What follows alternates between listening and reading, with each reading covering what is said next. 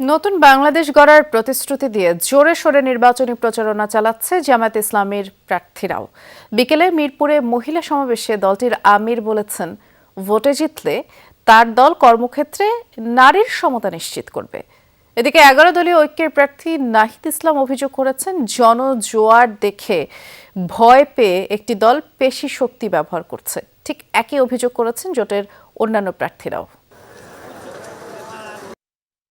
৭০ বছরের প্রবীণ ভোটার দেশের এ যাবৎ সবগুলো নির্বাচনের সাক্ষী। রাজনৈতিক পালাবদলে দল আর নেতাদের ইশতেহার দেখেছেন অনেক, কিন্তু ভোটের পর সেই সবের বাস্তবায়ন দেখেননি। একই অভিজ্ঞতা খেটে খাওয়া আরো অনেকের। দেখছি তো, যেটা দেখা যায় এটাই তো দেখলাম। কেটা কি করে না করে, এই তো করে তো যাবে, কেউ তো করে না, ইহরে না।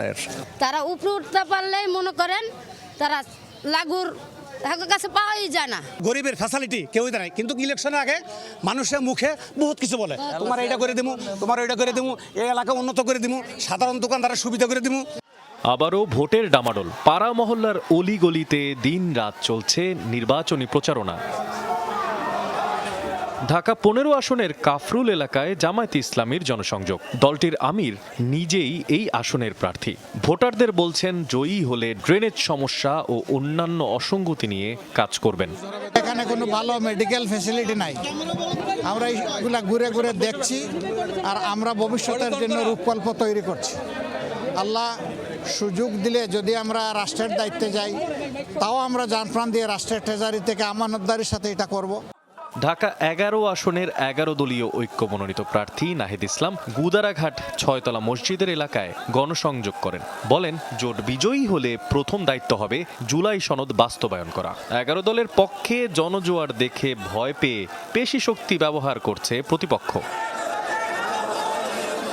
কমলাপুর রেল স্টেশন এলাকায় ঢাকা 8 আসনে 11 দলীয় জোটের এনসিপি প্রার্থী নাসির উদ্দিন পাটোয়ারি নির্বাচনী গণসংযোগে গিয়ে প্রতিশ্রুতি দেন, সন্ত্রাসী কর্মকাণ্ড, চাঁদাবাজি বন্ধ করবেন তিনি। অবকাঠামো থেকে শুরু করে সবকিছু উন্নয়নের জন্য আমাদের এই যে ব্যুরোক্রেসি রয়েছে, বিভিন্ন এস্টাবলিশমেন্টের অংশ রয়েছে, ওইখানে পরিবর্তনের সূচনা করতে হবে।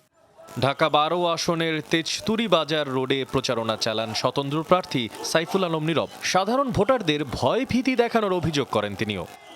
আমি আপনাদের কাছে অঙ্গীকার করছি, এই এলাকা থেকে আমি মাদক মুক্ত করব, এই এলাকা থেকে আমি সন্ত্রাস মুক্ত করব, এই এলাকা থেকে আমি চাঁদাবাজ মুক্ত করব।